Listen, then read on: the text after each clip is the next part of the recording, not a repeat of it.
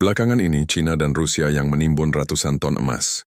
Langkah ini menjadi sorotan karena dianggap lebih dari sekadar investasi konvensional.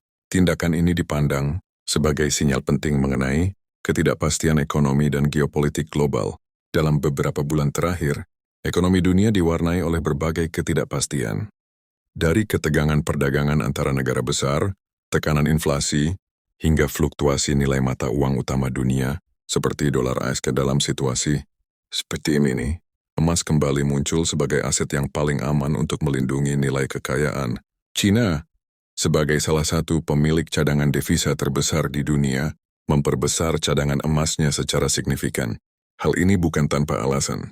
Dengan menambah emas, China mengurangi ketergantungan pada dolar AS dan memperkuat posisi ekonominya menghadapi potensi guncangan global. Rusia juga melakukan hal serupa, menambah cadangan emas untuk mengantisipasi ketidakpastian ekonomi dan sanksi internasional yang terus membayangi. Strategi seperti ini sering disebut sebagai bentuk dedolarisasi, yaitu upaya mengurangi dominasi dolar dalam cadangan devisa dan perdagangan internasional. Fenomena ini ternyata memiliki dampak langsung pada pasar global, terutama pada harga emas dunia. Ketika negara-negara besar mulai menimbun emas, pasar menganggap ini sebagai sinyal bahwa kepercayaan terhadap stabilitas ekonomi global mulai goyah.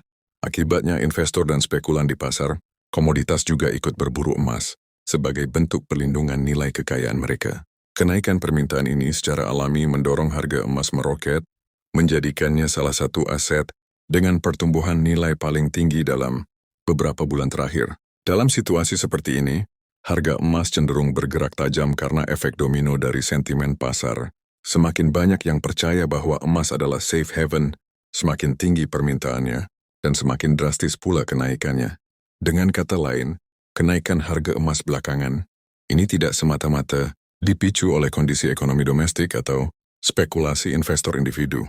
Faktor utama adalah pergerakan besar oleh negara-negara kuat yang menaruh kepercayaan pada emas sebagai perlindungan terhadap ketidakpastian global. Saat negara-negara besar bergerak menambah cadangan emas, itu berarti mereka sedang menyiapkan diri menghadapi kemungkinan ketidakstabilan di masa depan. Singkatnya, kenaikan harga emas yang drastis saat ini tidak terjadi secara kebetulan. Ini adalah konsekuensi dari aksi strategis negara-negara besar yang menimbun emas, ditambah dengan psikologi pasar yang membaca langkah tersebut sebagai sinyal potensi krisis. Semakin banyak emas diborong, semakin tinggi permintaan, dan semakin melonjak harganya. Inilah realitas pasar modern. Emas tetap menjadi barometer ketidakpastian ekonomi global, dan langkah China serta Rusia hanya memperkuat perannya sebagai aset paling aman di tengah guncangan dunia.